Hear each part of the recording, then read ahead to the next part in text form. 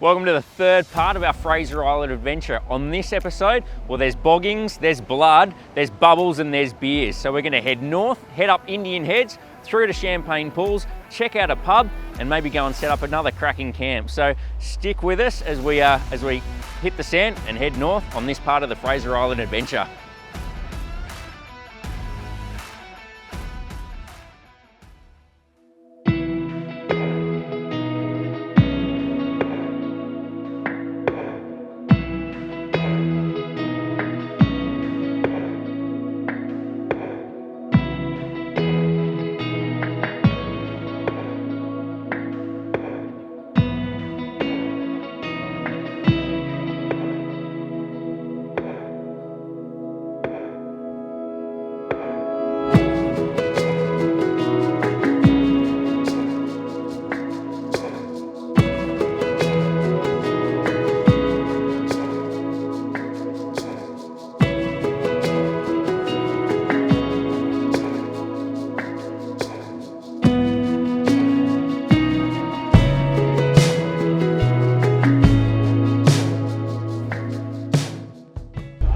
So we've literally just packed up camp at the cathedrals.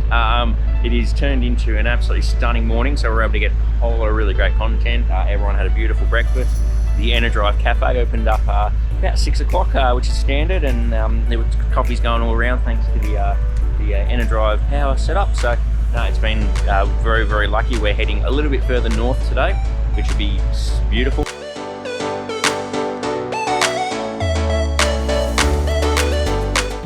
So that was a cracking campsite. I think everybody would have to agree the sunset this morning was absolutely A1.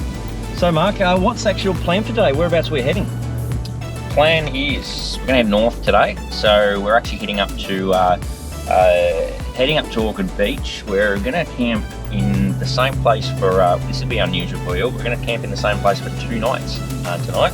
So we'll set up camp. We're going to go check out Champagne Pools. We've got a couple of rocky outcrops that we need to get through, so there's going to be a few driving challenges on the way, which will be a bit of fun with the campers. And then, yeah, head up to try and find Champagne Pools, head to the pub, and then set up for another cracking night. Breeze, we're heading up to Champagne Pools. You ready for another dip today? I sure am. I've seen some great photos and videos of these the Champagne Pools, so I'm keen to check them out and get some really cool photos. It's pretty epic, isn't it? Hey Scott, we're possibly a pub lunch, eh? What does that sound? How's that sound?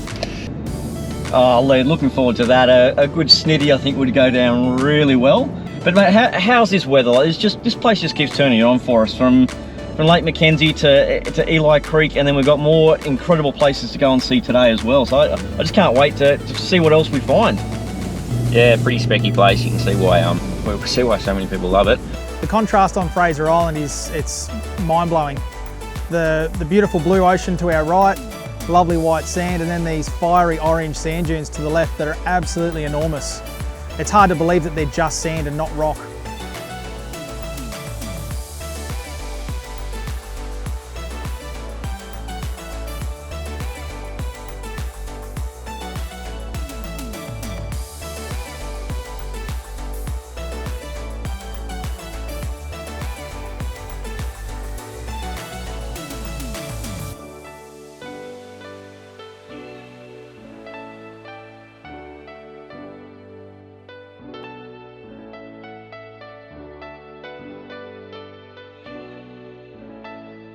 What is it, about 9:30? 9:30? I reckon eating. I reckon maybe more than 2. More than 2? Cook up? Yeah. We might as well save for this for what you got a chance.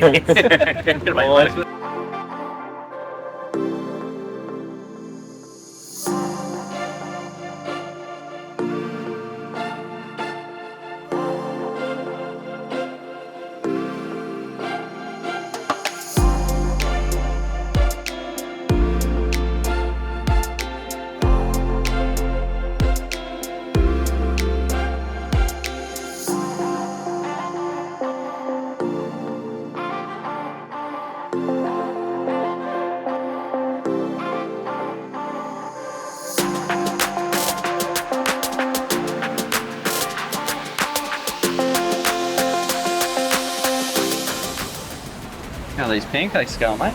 Mate, good. Good. Already taste tested one, what it looks. Yeah, mate, yeah. So, how are you spot. whipping these up in this wind out here? It's fun to go. Wind? Oh, we got wind, have we?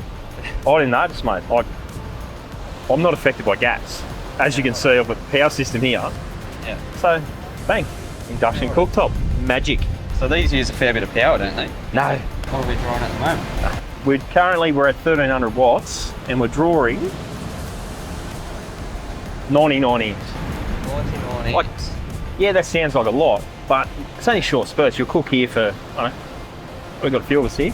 So you must have a couple of batteries to run this, or One, mate. just the one battery? Hiding in the corner, mate. 200 amp BTEC. Just one. So I suppose it's a good thing for like bushfire zones and that as well. Like if you're trying to cook on an open flame. Yeah, well, Fire some bans. places you can't, yeah. Yeah. Or, it's been that long since I bought a gas bottle. Or got to swap and go. Yeah. Like, I don't know what they're worth these days, but like, Yeah, it's a recurring $50. recurring bill. For, yeah, you can pick them up for around $50 the induction cooker.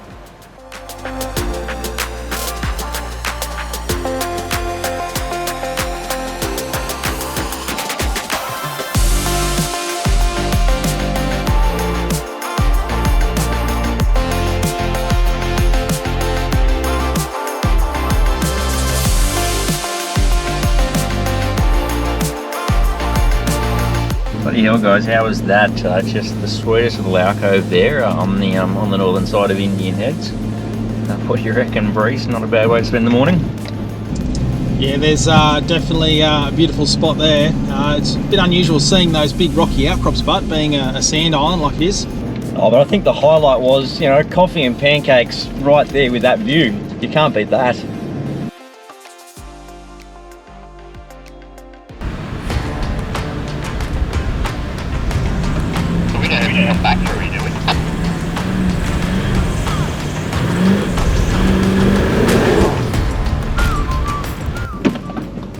Small issue. Houston, we have a problem.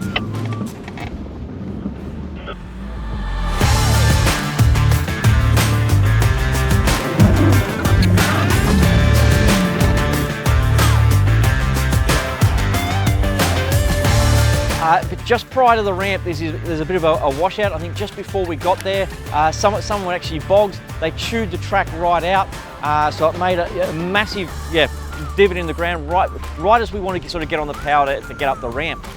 That water's coming up pretty quick. We're almost at the high tide, so making good use of the max tracks. Try and fill in some of these holes to get the 200 up.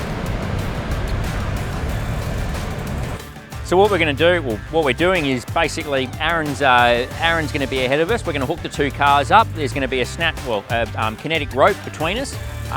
All he's doing is pulling the rope up at basically the early stages. I'm driving up as much as I can of this dune.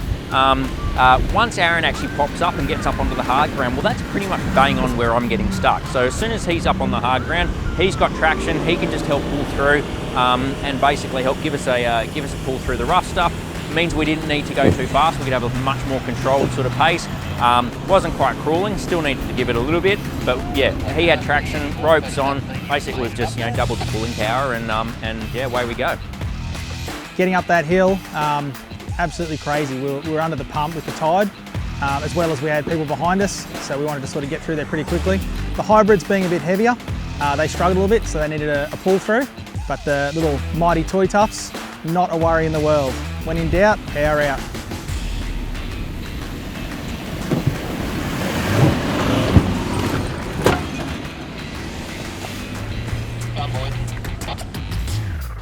Yeah, it might have been a little airborne at some stages, but that's all you needed to do. I had already got out the tow rope, hitched myself up to the car in front. Luckily, we had a car in front that wasn't towing, so I managed to make sure to tow that ready in anticipation for it, because it got to that point that we didn't want to muck around. We wanted to be ready to go.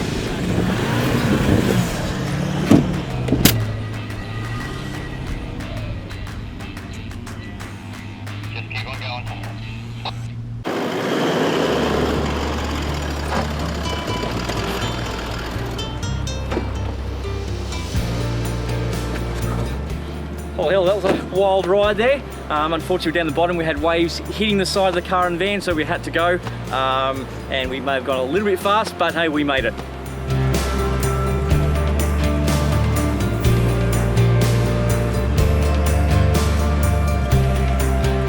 We pulled into Champagne Pools, and high tide, it was looking ugly. Like, I'll be honest, I was disappointed and gutted. So we solved that problem, just like all Aussies do. We went to the pub, and yeah, we'll get back there when it's a little bit better.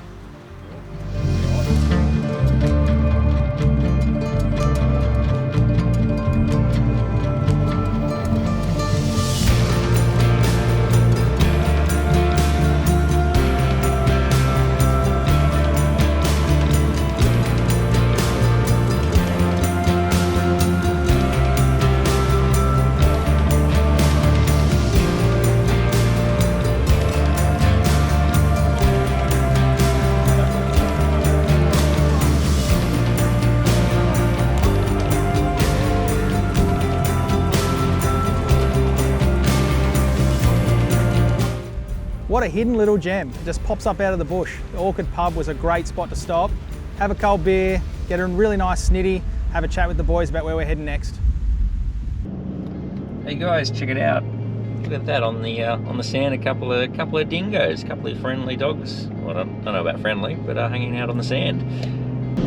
How cool is that? They're so close to us. They're beautiful looking creatures, aren't they? So the dingoes on Fraser Island, there's only about 200 of them, but you wouldn't think that because they're always out on the coastlines, you know, searching around. So they're always scouting out for something to eat and just hanging around. They're actually sort of friendly but timid at the same time. You sort of still got to watch them. They're pretty cheeky. They come up, sneak around. They'll do laps around behind you, and you know, sometimes there'll be 2 or 3, even 4 of them wandering around. So it's pretty cool to have them around, but yeah, just got to keep an eye on them. So we're here on the beach at Fraser Island, and I thought it'd be really important to show you the illustration of how important tyre pressures are. We're going to show you a little comparison of the footprint of our tyre on our 200 series at 45 psi, which is the average road pressure for this car, and then what it's like at beach driving pressure. While we've been towing on the beach at Fraser Island, we've been towing it around 15 to 18 psi, and we vary this depending on the temperature of the day and the softness of the sand. What I'm going to do to illustrate this is I'm going to draw some lines along the tyre to show you the current footprint at our pumped up pressure at 45 psi. So I'm going to show you how narrow the tyre's footprint is at road pressures.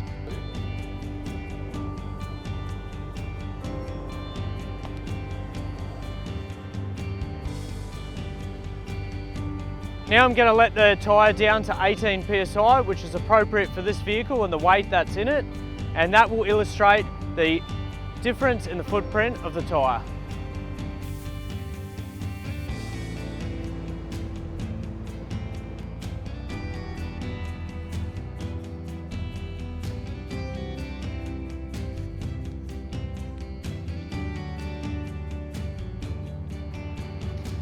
As you can see, it's doubled the footprint. It's going to make the car not dig down like a shovel. It's going to make it ride up on top of the sand for more traction. The correct pressures are going to be the difference between you having a great time on the beach or continuously getting stuck.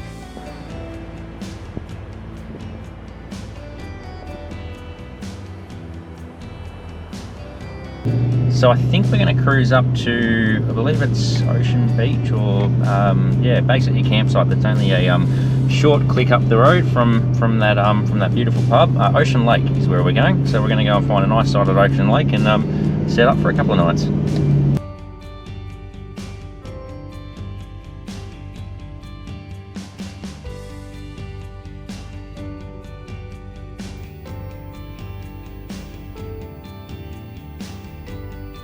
We found a rig on the ground. We're going to repurpose it. It's a pretty extreme setup. We figured if we can't catch fish with this, we're not meant to be fishermen. What are you going to use for bait, mate? We're going to try and scavenge up some pippies Failing that, we'll probably use some little sand crabs. Yeah, right, so you can just find them on the beach, do you? Yep, yeah. Everything you need to fish is on the beach basically, including the hooks. So yeah, we'll see how we go. Perfect.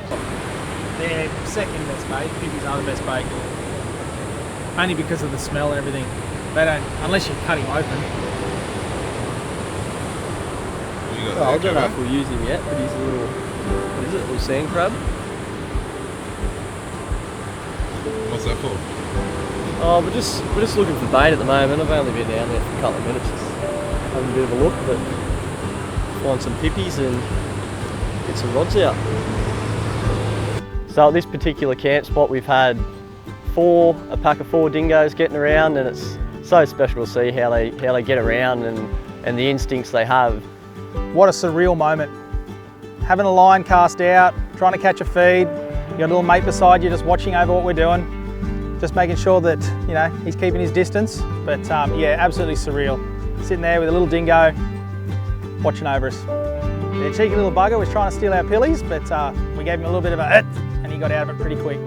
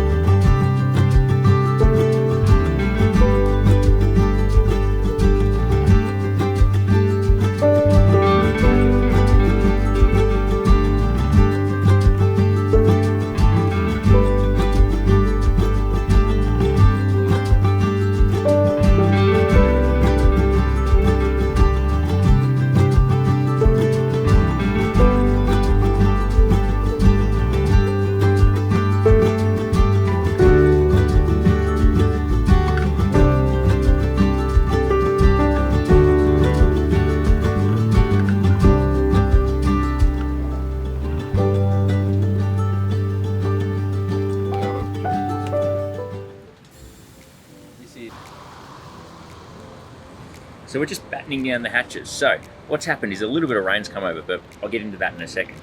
We got up early, had some brekkie, did a bit of a cook up, and we're actually going to head back to Champagne Pools. So when we visited yesterday, the tide was all the way up. It was a bit rough. It wasn't all looking all that crash hot. Weather was nice, but yeah, it just didn't look like that great a place to swim. So what we thought is we'll skip it yesterday and head back this morning when the tide's a bit lower. The surf is looking absolutely stunning out there, so it means the Champagne Pools are going to be absolutely pristine. Well, we hope anyway. As we were waiting, had some brekkie, the rain's come over. It's only a light shower, it's all good, it looks like it's going to pass, but what we've done is we've opened up all of the awnings, thrown all the swags underneath it, just got everything under cover, just tied everything down to make sure it's nice and tight, so while we're away from camp, you know, the wind doesn't pick up and blow everything away, but everybody's looking forward to a swim. There's no issue with a little bit of rain over at the Champagne Pools. We're going to get wet anyway, so we may as well go and enjoy this beautiful natural wonder. They're not lying when they say wear footwear. This boardwalk gets red hot. I learned the hard way yesterday and burnt the bottom of my feet. So if you come to the Champagne Pools, make sure you bring your thongs, your Crocs, your Stellies, whatever your flavour.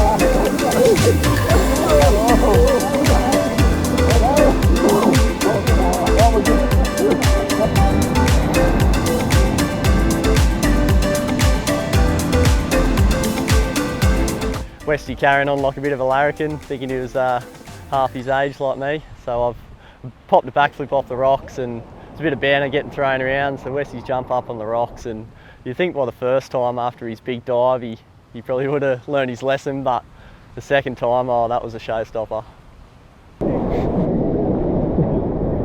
It was right at this moment that Westy knew he stuffed up. He stuffed up. I stuffed up. So this cracker of a wave starts barreling in. Mother Nature, she must have seen Westy pulling the best mermaid impression, and she's just gone no more. He scratched me up. Oh, this is what'll happen. Not good. Not good. Wave comes in, lifts up. He's seen it. He has definitely seen it, and he's just thought eject mode. He had nowhere to go, so he's trying to hold on. I don't know what he was in his mind. He might have been trying to get further onto the rock. I don't know. Anyway, no, it's just taken him out. Dropped him for 10. You can see why they're a well-visited site.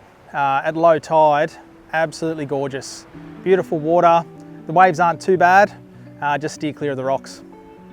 They also call it the aquarium. You can see why when you get there. The fish are everywhere. Little stripies, little brim and mullet, everything just swimming around, having a great time. Protected from all the big predators.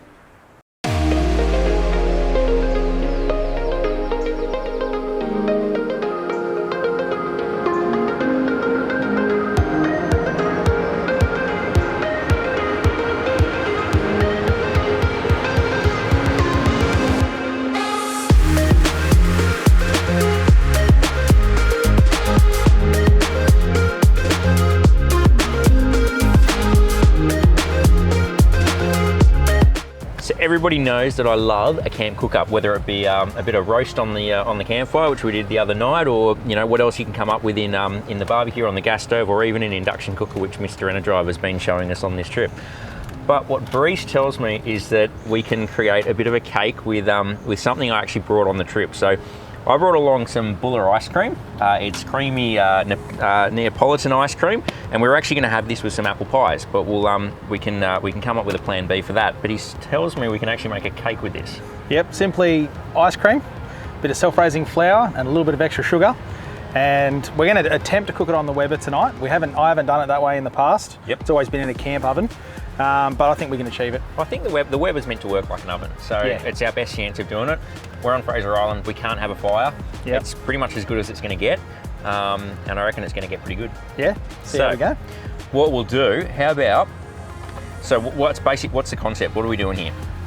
Basically we're going to mix the ice cream, the self-raising flour and the sugar in a pot. Yep. Then we'll put it into a buttered pan. Yes. And we'll put it into the Weber. Okie dokie. So I'm assuming there's a consistency that we want to get to? Yeah, a cake batter consistency. Yep. Cool. So normally it would be a 2 litre tub of ice cream, about a cup and a half of self-raising flour, mix it all together and away you go. Sweet. Have you ever done it with Neapolitan? No. So it's going to be an interesting flavour. Normally I prefer double choc chip. You get those little choc chips melting in there. My kids absolutely love it. So, but yeah, we'll try it with the Neapolitan. We'll give it a good mix and see how we go. What flavour do you reckon is going to stand through? I mean, chocolate's a pretty predominant flavour. It's probably going to be very chocolatey. I reckon we'll hit the chocolate up. Yeah, I reckon we'll hit. Well, how about start scooping that out? I'm going to start buttering up the pan. Okay. And then I'll give you a hand with the flour. Great. That's a really great idea, using the paper towel to butter that pan up. You haven't seen that before? No, I normally use like a little basting brush. Little paintbrush or a little basting brush? No, like a little basting, basting brush. The paper towel works, you just got to be careful because it can deteriorate. Yeah, so you get little balls of paper in your, in your butter. Yeah, you don't want that. She's going in. It might still be a little bit. It's a little bit frozen. Oh, that's beautiful. Oh, yum. That is beautiful, look at that. This is a 3-ingredient cake. 3-ingredient cake. It's taking 2 of us to do it. And it's getting away from us. And it's unmanageable, yep. Story of my life. Let's put some self-raising flour in anyway. Let's ruin this perfectly perfectly good ice cream.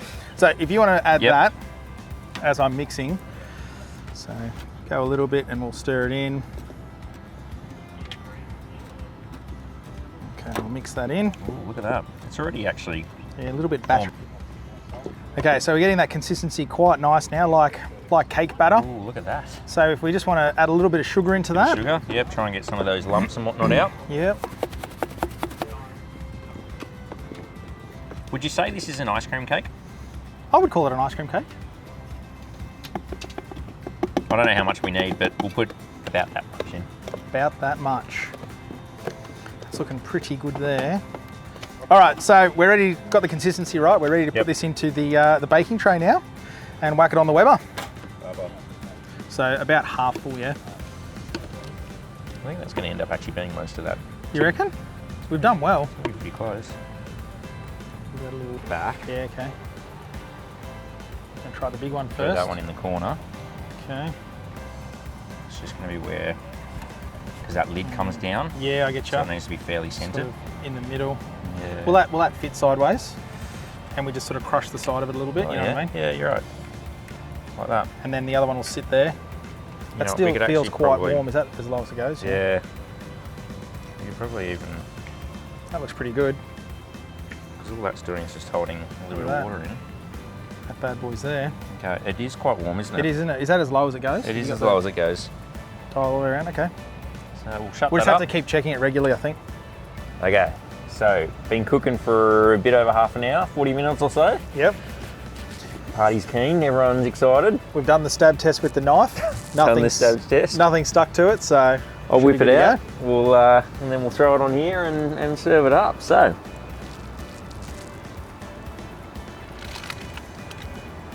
Ooh, look at that. She's golden. Perfect crunch on the top. Moist on the inside, we hope. This will probably be hot. So open that one up.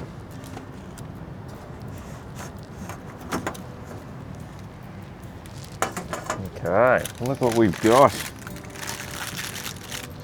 Just thinking maybe cut towards this side somewhere.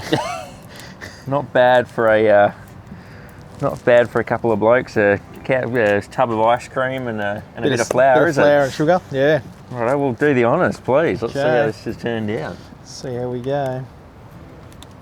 Oh, look at that.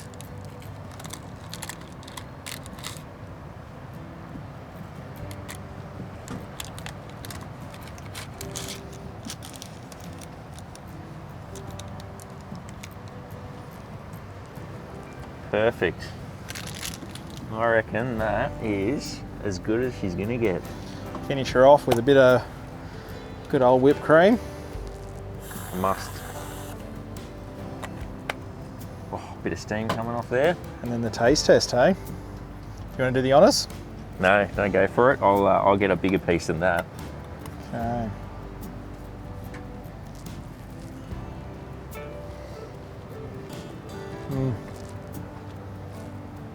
That is so good. Nice. Creamy, Nice. chocolatey, beautiful. We knew the chocolate was going to win.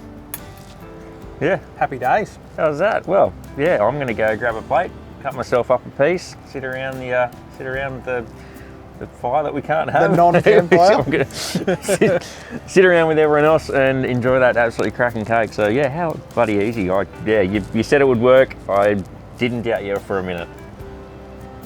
Very good. Add that one to your repertoire next time, and cook yourself up an ice cream cake.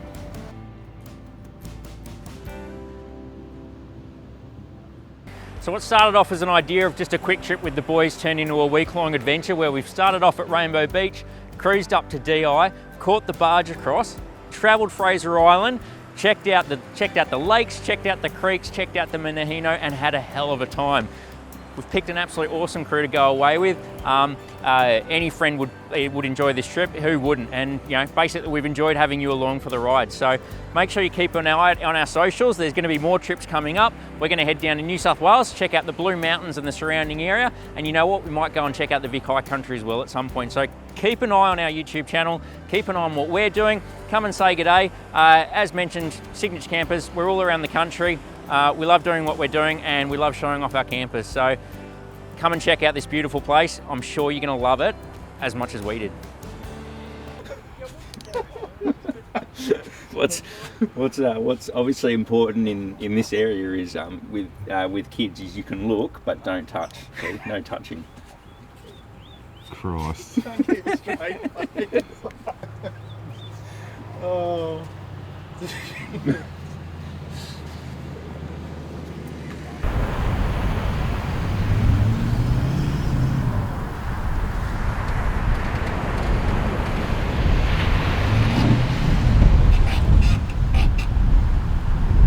Just can't take some people on the sand. I've got an idea. Should we turn the brakes off on the camper trailer?